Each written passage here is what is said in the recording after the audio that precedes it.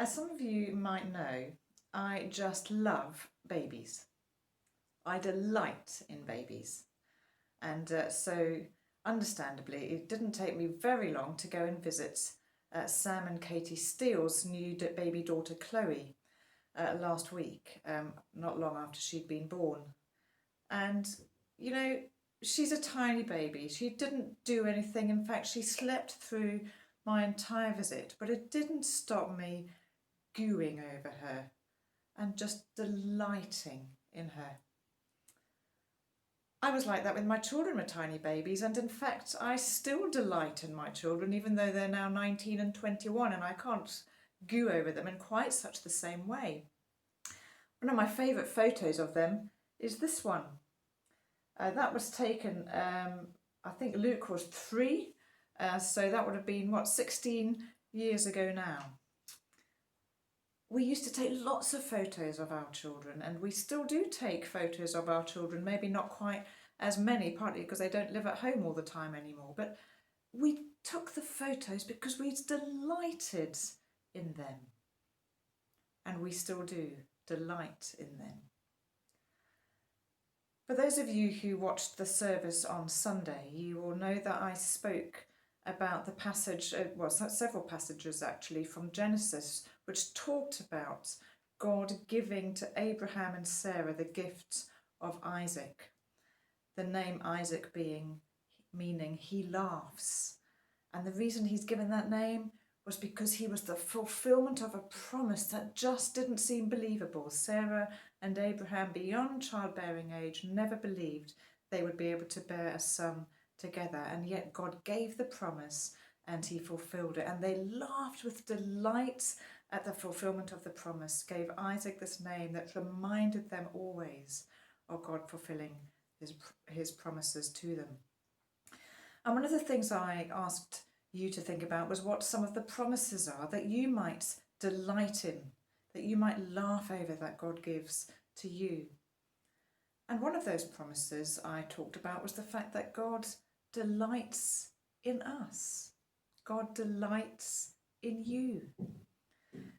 There's a verse from the book of Zephaniah, which is right at the end of the Old Testament, Zephaniah chapter 3 and verse 17, which says, God will rejoice over you with joy or with singing. That's the reality. God rejoices over you. Do you believe that? That's what I asked on Sunday. Do you believe that? That's one of God's promises. He delights in us. I want to give you a little challenge this week as you maybe reflect a little bit further just on that verse. I challenge you to write it down somewhere and to stick it where you're going to see it often, maybe next to the bathroom mirror or just above your bed, or you might want to, if you're more digitally minded, put it on the home screen of your phone or the lock screen of your computer. But you could write, God rejoices over me and he rejoices with singing. Or God delights in me and he rejoices over me with singing. And whenever you see it, just to say it again and to say it out loud and to remember it.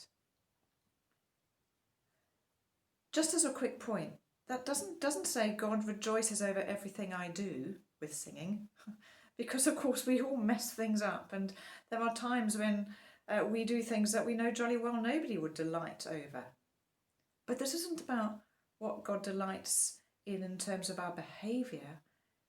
It's about what God delights in terms of who we are, in terms of the people that he made us to be. He delights in that. He rejoices over it. He laughs over us with singing and with joy.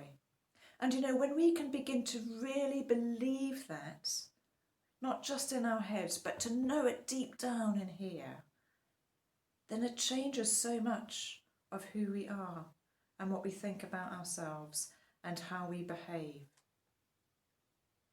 And so I encourage you over these next few days and weeks and going on from here to keep reminding yourself, God delights in me and he rejoices over me with singing.